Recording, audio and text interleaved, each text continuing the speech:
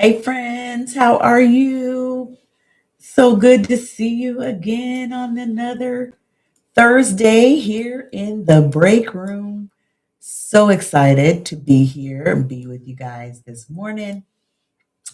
And we are getting ready to talk about accountability as infrastructure. What do I mean by that? Accountability as infrastructure. My tongue wants to get stuck together with when I'm saying that. Yeah, accountability is infrastructure as opposed to something that's used during performance reviews or um, when something goes wrong. Let's just say that. More than that, more likely it comes up when there's something that goes wrong from the traditional approach using accountability. Okay. But we're talking about how we can build that in as a daily foundation, shaping the culture of our workplace as leaders. Um, when you hear the word accountability, what comes up for you? Is it something positive, something negative? Do you have a twinge? A lot of times, when the conversation of accountability is brought up, it's typically, when something maybe hasn't happened as it should, and then we talk about, setting up accountability for those measures, or we're asking someone to take accountability for something that maybe hasn't gone how we planned it. Even when we're the ones seeking accountability, maybe in a mentorship way or other things, sometimes when we're looking for accountability to be added to our lives, we are still approaching that sometimes from a um, kind of like a negative approach in a way. What I'm suggesting is that accountability as infrastructure can be used as a positive, proactive approach that affects your organization in the best of ways. And of course, here on at Aruka and through the dynamic pause, we're doing everything to prepare our leaders to walk in these principles and these skill sets with, confidence and with a, intentionality and with a proactive positivity when it comes to these things. And I'm not saying that accountability is never approached from, a space of where we're looking at something that didn't go right, of course, but we build accountability, daily in how we set up our teams, how we engage with one another is a big part of that, how we honor the systems that we've put in place, right? So we want to move accountability from to be more than policy. Okay. We want it to be more than something that's just a checkbook, a check mark on our page of something that we have to do as a leader, we have to ensure. And we want to make sure that when we're talking or engaging with our team on this subject, that it's not always from the aspect of something has happened and gone wrong, right? So asking yourself, how is accountability defined in your organization? How is it walked out?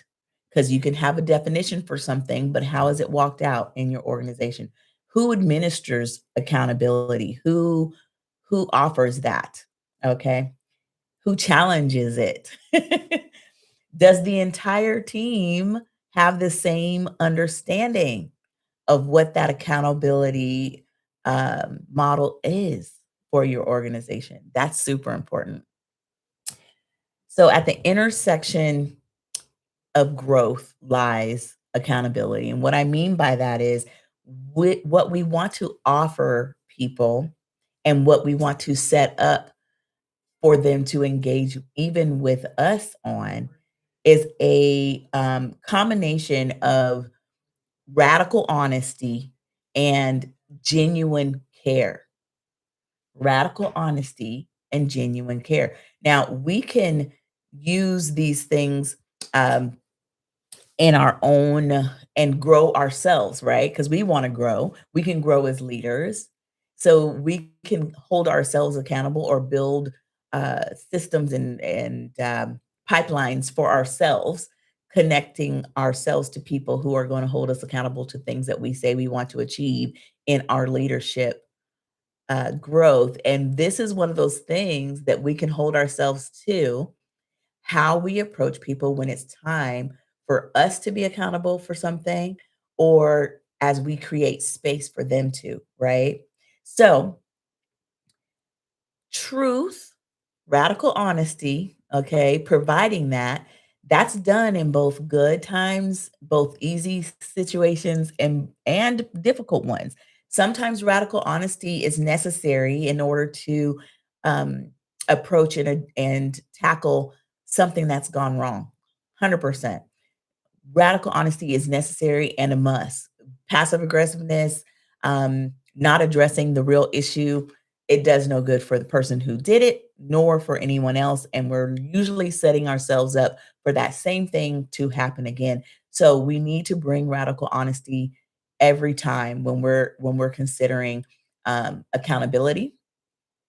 And that cannot be or should not be, I guess that's the best way I should say it, because it can be. People sometimes step into situations with radical honesty without having an actual genuine care. That also is like a bull in the china shop thing. It can cause some damage in there, and people can ride on the title of what they're doing, especially if they're a leader. They can ride on the title of how they're just kind of blowing in and blowing back out again.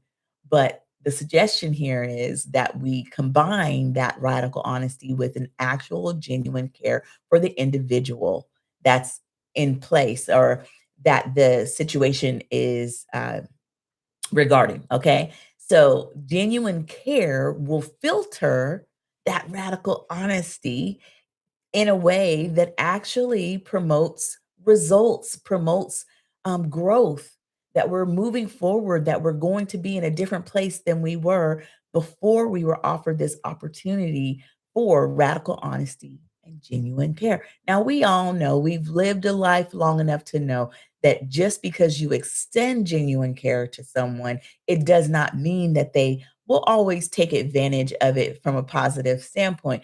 That shouldn't deter us from doing it. Let's set our habits because that habit of genuine care and that habit of radical honesty will affect your company culture. The more you do it and the more you lay that out for your teams, the more that it will catch. And also, when it is time for a performance review or something of that nature, then the standard has been set. The standard has been set about how we will engage here at this organization. So it gives clearer lines when people, um, for people to know that they've either missed the mark or they've overshot, right? So keep that in mind. Radical honesty and genuine care. And of course, with everything that we do and our belief in our leadership development here and our leadership approach, we always want to model what we're asking. We want to model what we're seeking. We want to model what we've already put out there, and we want to model the goals and the goals of our cultural settings. What we want, we need to model, okay? So as a leader, already decide how you are going to honor and step into the moments that you need to be dealing with and in a situation where accountability is suited. For example, when you know something has gone on that requires you to step into, here's the thing: we leaders shine, great leaders anyway, shine in the moments that we are rallying again because we just flubbed it up, refining ourselves and redoing, okay? And it takes vulnerability, okay, to step into that with confidence, and it takes vulnerability to step into those spaces that pinch a lot. And it's okay if we feel a pinch here and there. That's part of our thing. We know we're alive, right? but it also creates a space for you to grow as an individual and as a leader, but it also creates space when we are modeling, it creates space for other people in the organization, on our teams, to feel like they can have their moments of redo, rallying, and refinement. Okay? So accountability as a foundation, accountability uh done well with that radical honesty and genuine care, because that will filter how it is presented, how it's administered, how it's walked out.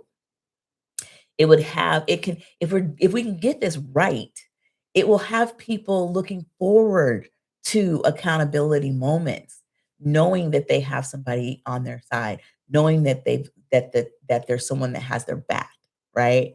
And it offers them the space to do the same for their teammates and when you need it for you, okay? So this week, what I want you to do is try this out. Try doing um picking one team member, okay?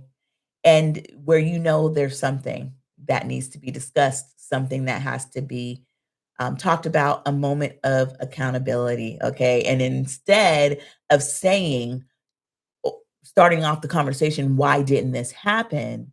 Just reframe it a little bit, right? And then maybe by asking, hey, what is it about the system or our infrastructure right now that was missing or that held you back from completing this project? Now, here's the kicker. If you really do have holes, you'll hear about them. If you don't have holes, guess what you get is a moment of accountability that that person gets to own up to and say, "Hey, it wasn't anything in the system, it was me, I missed the mark on this." Now, granted, your first time out, that might not be the response, but keep throwing them out there. Keep getting those at bats when people know that that's the culture that they're, navigating now, then you will get more of that, and that team will elevate together. Evolution is what we're looking for. It will come and also, you know what? I'm all for let's keep creating great places to work so that everybody can go to these spaces and look forward to stepping into their workplace. All right, guys, I love it. Thank you for joining me today in the break room. If you have any questions, comments, would like to add to the conversation, by all means, throw it in the community chat. Just go to the tab at the front of the YouTube channel, throw it in there. You can put things in there anytime, even when I'm not live. Let me know what's on your mind in your leadership journey. If you want to talk about anything, let me know. For those who want more content and more time with me, Coach Angie, you are welcome to join the Break Room Plus on Patreon. We'd love to see you there. More content, early access to events and products and things that are coming up. And we actually have some activities over there to help you kind of hone some of these things that we are talking about on our lives. All right, guys, have a great rest of your day, and we'll see you next week in the break room. Bye.